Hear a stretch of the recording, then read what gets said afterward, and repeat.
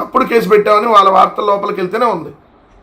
ఏమని వాళ్ళు క్లియర్గా ఏం చెబుతారు? రిమాండ్ రిపోర్ట్స్ చూద్దాం మనం. రిమాండ్ రిపోర్ట్లు ఏముంది? రిమాండ్ రిపోర్ట్లో నెలకు 50 కోట్ల నుంచి 60 కోట్లు వసూలు చేశారని, 5 ఏళ్లలో 3,200 కోట్ల అవినీతికి పాల్పడినట్టుగా రాజ్ కసిరెడ్డి ఒప్పుకున్నాడని రిమాండ్ రిపోర్ట్లో రాస్తూ మళ్ళీ అక్కడే రాస్తారు, ఇదే however the accused refused to sign on the above conventional statement, the mediators endorsed the same. Raj Kasireddy అసలు రిమాండ్ రిపోర్ట్లో సంతకం చేయడానికే నిరాకరించాడు. అన్నీ ఒప్పుకున్నాడు, సంతకం చేస్తాడు కదా. మినిమం బుద్ధి జ్ఞానం ఉండాలి కదా ఎంక్వైరీ చేసేవాడికి, రాసే వాళ్ళకి కూడా. ఇప్పుడు ఆయనే ఒప్పుకున్నప్పుడు మరి సంతకం కూడా పెడతాడు కదా.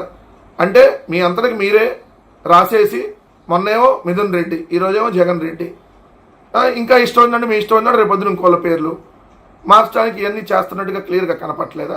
మళ్ళీ దీంట్లో రిమాండ్ రిపోర్ట్లో చూస్తే ఏదైతే unfair discrimination in allocation of OFS అంటే వైఎస్ఆర్సీపీ హయాంలో కొన్ని కంపెనీలకి అనుచిత లబ్ధి అని చెప్పి రిమాండ్ రిపోర్ట్లో రాశారు. మళ్ళీ అదే రిమాండ్ రిపోర్ట్లో టీడీపీ హయాంలో కేవలం 4 కంపెనీల నుంచే 53.21% మద్యాన్ని కొన్నారని మీరే చెబుతారు. మరి 100కి 53.21% మద్యాన్ని 4 కంపెనీల నుంచి కొన్నప్పుడు మరి అదే వైఎస్ఆర్ కాంగ్రెస్ పార్టీ కొన్నదని మళ్ళీ మీరే రాస్తున్నారు. మరి తెలుగుదేశం ప్రభుత్వం మీద కదా ముందు కేసు పెట్టాల్సింది. మరి అదే కంపెనీలకి వైఎస్ఆర్సీపీ ప్రభుత్వం కొనసాగిస్తే ఎలా తప్పు అవుతుంది? వైఎస్ఆర్సీపీ ప్రభుత్వంలో స్కామ్ ఎలా జరుగుతుంది? నెలకి 50 నుంచి 60 కోట్లు రాజు వసూలు చేసి జగన్ ఓఎస్టీకి ఇచ్చాడని మీరే రాస్తారు. మళ్ళీ వివిధ కంపెనీల్లో పెట్టుబడులు పెట్టారని మీరే రాస్తారు.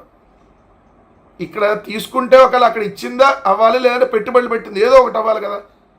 అంటే మీ బేతాల కథలు, మీ బేతాల కుట్రలు ఎలా ఉంటాయంటే ఇలానే ఉంటాయి.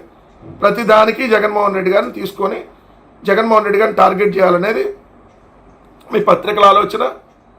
ఈరోజు కేసు పెట్టింది కూడా దానికోసం అనేది క్లియర్గా ఇక్కడ అర్థమవుతుంది కదా. సో రాష్ట్ర ప్రజానీకాన్ని కూడా గమనించాల్సినటువంటి అంశం ఏంటంటే, లిక్కర్లో జగన్మోహన్ రెడ్డి గారి ప్రభుత్వం ఉన్నప్పుడు ఎటువంటి స్కాము జరగలేదు. ఎందుకంటే ప్రభుత్వమే మద్యం దుకాణాలు నిర్వహించింది, ఏ ప్రైవేటు వ్యక్తుల చేతులకి అప్పచెప్పలేదు. ప్రభుత్వానికి ఆదాయం వచ్చేలా చూసింది తప్ప ఎక్కడ ప్రభుత్వ ఆదాయానికి గండి కొట్ల. ఈరోజు లిక్కర్ స్కామ్ ఇప్పుడున్నటువంటి ప్రభుత్వంలో జరుగుతూ ఉంది.